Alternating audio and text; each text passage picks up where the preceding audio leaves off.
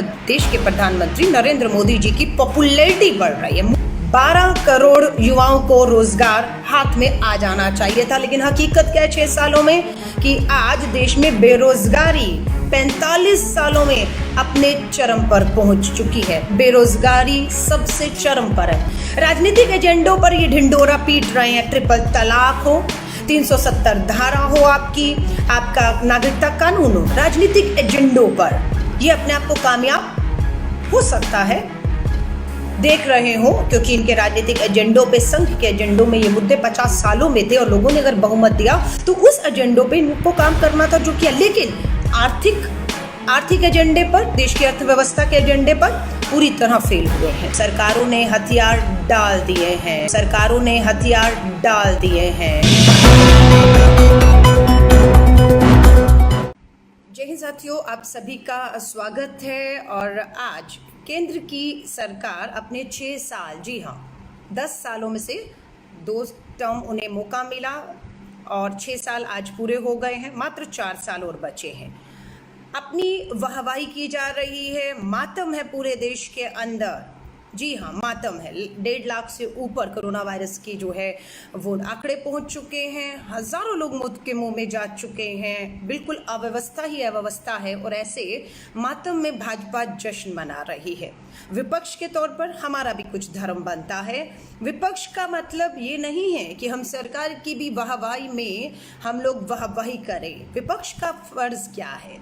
विपक्ष का धर्म है कि अगर केंद्र की सरकार के ऊपर कोई बाहरी दबाव आए या सरहद पर कोई तनाव आए तो विपक्ष को सत्ता के साथ खड़े दिखना चाहिए, उसे ताकत देनी चाहिए ताकि बाहरी ताकतें या सरहद पर तनाव का फायदा दुश्मनों को ना मिल पाए। दूसरी बात, विपक्ष का धर्म होता है कि अगर सरकार ने जो वायदे चुनाव के दौरान किए थे उसे अगर भूल जाती है सत्ता में आने के बाद, तो विपक्ष का धर्म बन जाता है कि उन्हें उन वायदों की, बहुत हुई महंगाई की मार, बहुत हुई महिलाओं पे मार, बहुत हुई बेरोजगारी की मार, ऐसे जो जुमले गढ़े गए थे उन्हें याद दिलाया जाए कि चुनावी वायदे आपके क्या थे। और अगर आप किसान, मजदूर, गरीब आदमी के खिलाफ नीतियां और कार्यक्रम लाते हैं तो विपक्ष का धर्म बनता है कि उस सत्ता के सामने खड़े होकर उसका विरोध करे, पुरजोर विरोध करे, जो विपक्ष के तौर पर कांग्रेस का, नागरिक का धर्म बनता है। मैं अब आपके सामने आंकड़े रख रही हूँ क्योंकि लोग ये कह रहे हैं देश के प्रधानमंत्री नरेंद्र मोदी जी की पॉपुलैरिटी बढ़ रही है। मुझे नहीं मालूम है ये पॉपुलैरिटी बढ़ने का आधार क्या होता है, किन मापदंडों पर किसी की पॉपुलैरिटी जो है वो जांची जाती है। मैं आपको बताती हूँ, 2 करोड़ सालाना 2 करोड़ नौकरियां देने का वायदा था। 6 साल में कितनी करोड़ नौकरियां? 2 छिक 12 करोड़ युवाओं को रोजगार हाथ में आ जाना चाहिए था, लेकिन हकीकत क्या है 6 सालों में कि आज देश में बेरोजगारी 45 सालों में अपने चरम पर पहुंच चुकी है। बेरोजगारी सबसे चरम पर है। इस पे अगर पॉपुलैरिटी प्रधानमंत्री जी की जांची जाएगी तो बिल्कुल ग्राफ जो है वो माइनस में चला जाएगा। पॉपुलैरिटी की अगर आप बात करेंगे, राजनीतिक एजेंडा, आर्थिक एजेंडा, सामाजिक एजेंडा और फिर विदेश का एजेंडे आपके क्या हैं, आपकी पॉलिसी, आपकी नीतियां क्या हैं। राजनीतिक एजेंडों पर ये ढिंडोरा पीट रहे हैं। ट्रिपल तलाक हो, 370 धारा हो, आपका नागरिकता कानून हो, राजनीतिक एजेंडों पर ये अपने आप को कामयाब हो सकता है। देख रहे हो, क्योंकि इनके राजनीतिक एजेंडों पे, संघ के एजेंडों में ये मुद्दे 50 सालों में थे और लोगों ने अगर बहुमत दिया तो उस एजेंडों पे इनको काम करना था जो किया। लेकिन आर्थिक एजेंडे पर, देश की अर्थव्यवस्था के एजेंडे पर पूरी तरह फेल हुए हैं। सामाजिक एजेंडों पर पूरी तरह से फेल हुए हैं। पूरी तरह से देश को बर्बाद करने का काम पिछले 6 सालों में केंद्र की इस भाजपा सरकार ने कहा है। भ्रष्टाचार के मामलों में कहें तो विपक्ष के तौर पर याद दिलाऊंगी, 6 साल सब ताज़ा उदाहरण है, बहुत पीछे नहीं जाऊंगी। 6 सालों में अभी 6 दिन पहले के ही एक उदाहरण दूंगी। क्या नारा था इस मोदी सरकार का? बहुत हुई भ्रष्टाचार की मार। अब की बार मोदी सरकार 6 सालों में, 6 दिन पहले का उदाहरण दे रही हूँ। हिमाचल प्रदेश भाजपा के अध्यक्ष को अपने अध्यक्ष पद से इस्तीफा देना पड़ा। क्यों? क्योंकि वो पीपीई किट घोटाले में दोषी पाए गए हैं। 5 लाख रुपए की रिश्वत दलाली, घूसखोरी मांगने का उन पे आरोप लगा है। ये भ्रष्टाचार के ऊपर ताज़ा उदाहरण है। सामाजिक अगर हम कहें क्षेत्र में इन्होंने क्या किया है, फिर ताज़ा उदाहरण है भारत की राजधानी दिल्ली में, जहां केंद्र शासित राज्य, इनकी सरकार, इनकी पुलिस, इनके नाक के नीचे दंगे होते हैं। इसी 2020 में दंगे होते हैं, 50 लोग उन दंगों में अपनी जान गंवा देते हैं और ये कहते हैं मोदी जी की पॉपुलैरिटी बढ़ रही है। समझ रहे हैं, उदाहरण दे दी हुई एक एक का कि किस तरीके से लोकतांत्रिक तरीकों पर कहेंगे तो नागरिकता कानून, देश है, लोकतंत्र है, लोकतांत्रिक तरीकों से, गांधीवादी तरीकों से, अहिंसात्मक तरीकों से लोगों को अपनी आवाज उठाने का अधिकार है। लेकिन आपने उस अधिकार से लोगों को वंचित किया और जिन्होंने आवाज लोकतंत्र के तहत आपके कानून जो देश के संविधान के खिलाफ थे उठाए, आपने एक एक को बदले की भावना से झूठे मुकदमे डालकर, दबाव बनाकर उन्हें जेल भेजना शुरू किया है। ये मैं आपको आंकड़े बता रही हूँ। किसानों की पर मुद्दे पर आती हूँ। कहा था 6 साल में दुगनी आय करेंगे, दुगनी आय करेंगे। एमएसपी पर जो है किसानों को पूर्ण जो है वो पैसा मिलेगा। क्या किसानों की आय 6 साल में दुगनी हुई है? सोचिएगा, किसान आज भी कर्ज में है। चांदी अगर किसी की हो रही है तो बीमा कंपनियों की हो रही है। ध्यान रखिएगा इस बात का, क्योंकि ये सरकार गरीब की, किसान की, मजदूर की नहीं है, ये पूंजीपतियों की सरकार है। 6 साल में नीरव मोदी, भाई मेहुल चोकसी, विजय माल्या 6 साल भारत नहीं लौटे। भगाने में इनका हाथ है, लाने में नाकामयाब हुए हैं। उनके कर्ज माफ किए। जीडीपी, देश की विकास दर 7.0 थी जब डॉक्टर मनमोहन सिंह, आरबीआई के पूर्व गवर्नर, अर्थशास्त्री विशेषज्ञ, पूरे प्रधानमंत्री जो थे 7 पर छोड़कर गए थे। आज विकास दर देश की 4.2 है, 4.2। बेरोजगारी पर बताया, विकास दर पर। पेट्रोल डीजल के दामों पर आ जाइए। आज विश्व में पेट्रोल डीजल के दाम सबसे कम है, लेकिन पूरे विश्व में सबसे ज्यादा, पूरे विश्व में नंबर 1 पर कौन सा देश है जो पेट्रोल डीजल पे सबसे ज्यादा टैक्स वसूल इस देश की जनता से, आम जनता से कर रहा है? तो केंद्र की मोदी सरकार है। 69.3, जी हाँ, 69.3 टैक्स की वसूली पेट्रोल और डीजल पर कर रहा है। यही केंद्र की सरकार है। याद दिलाना चाहती, 2014 के चुनाव में प्रधानमंत्री मोदी जी ने कहा था $1 40 पहुंचा था, हो हल्ला मचा दिया था। देश की सरकार ने विपक्ष का धर्म निभा रही हूँ। याद दिलाऊंगी, आपके 2014 से पहले जो प्रधानमंत्री जी की पॉपुलैरिटी का ग्राफ दिखाते हैं, उनसे कहेंगे 2014 से पहले प्रधानमंत्री मोदी जी के भाषण भी दिखा दीजिए, एडिट किए बिना, छेड़छाड़ किए बिना दिखा दीजिए। $1 40 था, हो हल्ला मचा दिया था, और आज $1 की कीमत ₹75 पार कर चुकी है। पेट्रोल डीजल का मैं आपको बता चुकी हूँ, बेरोजगारी का मैं आपको बता चुकी हूँ। महिला सुरक्षा पर आते, बहुत हुआ महिलाओं पर वार। अब की बार मोदी सरकार, नाबालिग बेटियों के लगातार बलात्कार हो रहे हैं, और बलात्कार के आरोप इन्हीं के विधायक, इन्हीं के सांसद, इन्हीं के पूर्व केंद्रीय मंत्रियों पर लगते हैं। बेटी बचाओ के नारे के तहत बेटियों को नहीं बचाया जाता। अपने बलात्कार के दोषी नेताओं को बचाने का काम इस सरकार ने किया है। ये सबके सामने है, बताने की जरूरत नहीं है, सब सबूत आपके सामने। मैं तो सिर्फ ये बता रही हूँ। वीडियो उठाइएगा। मनरेगा, Mahatma Gandhi national rural employment guarantee act Congress लेकर आई थी। गांव के गरीब को, गांव के लोगों को जो है साल में 100 दिन का काम देने का काम कांग्रेस ने किया था। प्रधानमंत्री नरेंद्र मोदी जी का भाषण याद करिएगा, मनरेगा का मखौल और मजाक उड़ाया था, और आज 6 साल में उस मनरेगा को चाहकर भी छोड़ नहीं पा रहे हैं।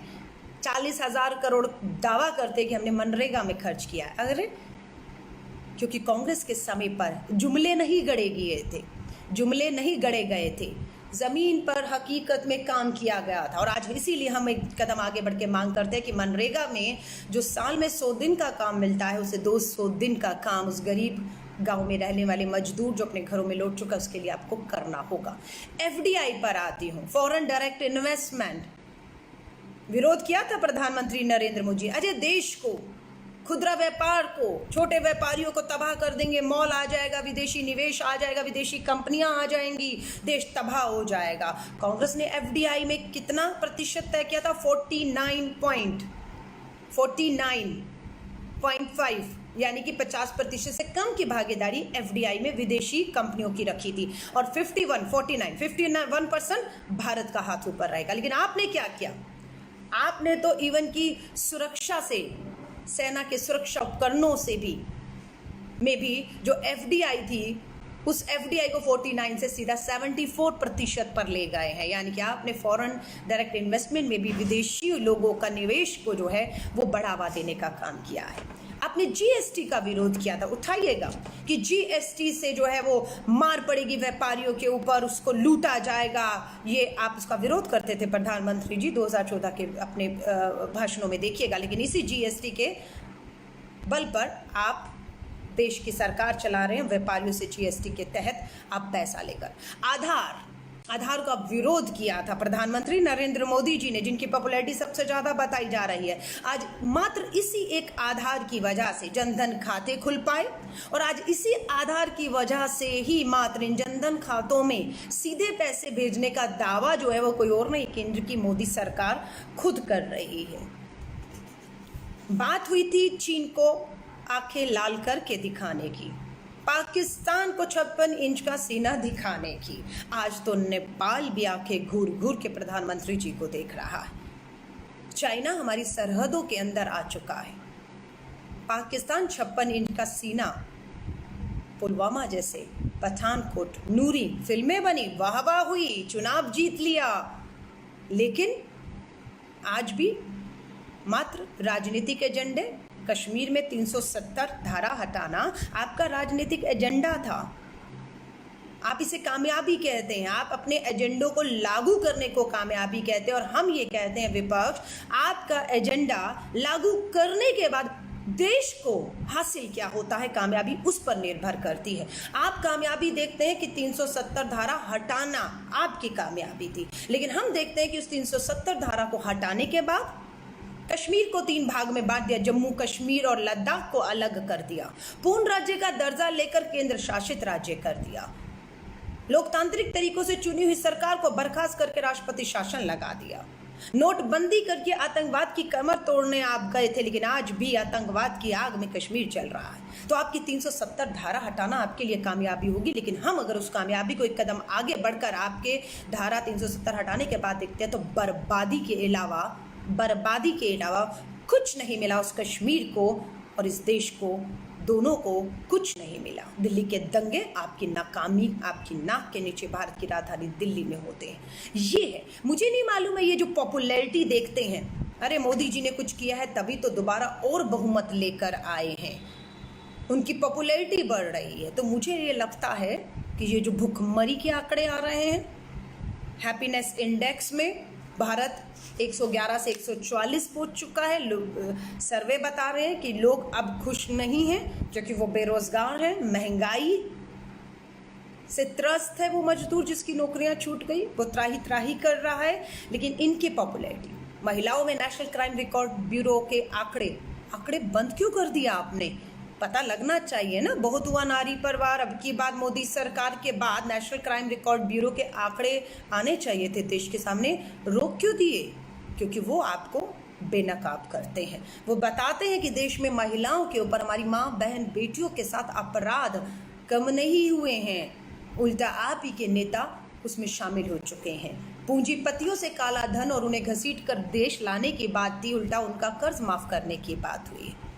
इन सब मुद्दों पर मैं कहूंगी, आज बोलिए, आपने वोट दिया है तो आपका तो पहला हक बनता है कि देश की सरकार को जिन मुद्दों पर, प्रधानमंत्री मोदी जी के नाम पर जिन मुद्दों पर आपने वोट दिया था, अगर वो सरकार 6 सालों में नहीं आपकी उम्मीदों पर खरी उतरी है तो सबसे पहले बोलने का हक तो उनको है। लेकिन वो क्यों खामोश है, मुझे नहीं मालूम है। हमने वोट नहीं दिया, मैंने वोट नहीं दिया क्योंकि मैं विपक्ष हूँ, और मैं विपक्ष के तौर पर, हम कांग्रेस विपक्ष के तौर पर अपना धर्म निभा रहे हैं। इस देश के गरीब, मजदूर, बेरोजगार, पीड़ित की आवाज़ बनकर हम बोल रहे हैं। हमें इसीलिए चुना गया था। उन्हें शासन उन्हें सत्ता सौंपी कि वो शासन करे, राज करे। हमें विपक्ष में बिठाया कि हम पहरेदारी करें। हम विपक्ष में बैठकर इस जनता के लिए पहरेदारी कर रहे हैं। हम सरकार को चेता रहे हैं कि आपने जो वायदे किए उसे पूरे करिए। आप जो लेबर कानून में मजदूरों के खिलाफ कानून लाए हैं, अगर लाएंगे तो ये विपक्ष आपका जीना हराम कर देगा, आपका विरोध करेगा। तो आप सभी से कहूँगी, आवाज़ बुलंद कीजिए, वरना ये सरकार अपनी पैकेजिंग, अपनी मार्केटिंग, करोड़ों रुपए के विज्ञापन, गोदी मीडिया कहें, फर्जी अपनी वाहवाही में पॉपुलैरिटी के सर्वे कराकर, अंधभक्तों को उसकी रेस में लगाकर, फर्जी हैंडल से उस पर वोट करवाकर एक झूठी तस्वीर इस हिंदुस्तान की पेश करने जा रहे हैं। हकीकत और असलियत क्या है वो ज़मीन पर आपने और हमने खास तौर से इस त्रासदी के समय पर देखी है। मैं आप सभी से कहूँगी, बोलिए। भ्रष्टाचार के मुद्दे पर मैंने आपको उदाहरण दे दिया, हिमाचल प्रदेश अध्यक्ष का, दंगों पे भारत की राजधानी का दे दिया, अर्थव्यवस्था पर, बेरोजगारी पर, पेट्रोल डीजल पर, मनरेगा पर, एफडीआई पर, जीएसटी पर, सब चीज़ों के उदाहरण बेनकाब किया है केंद्र की 6 साल की मोदी सरकार को। और मातम में जश्न मनाते हैं आप।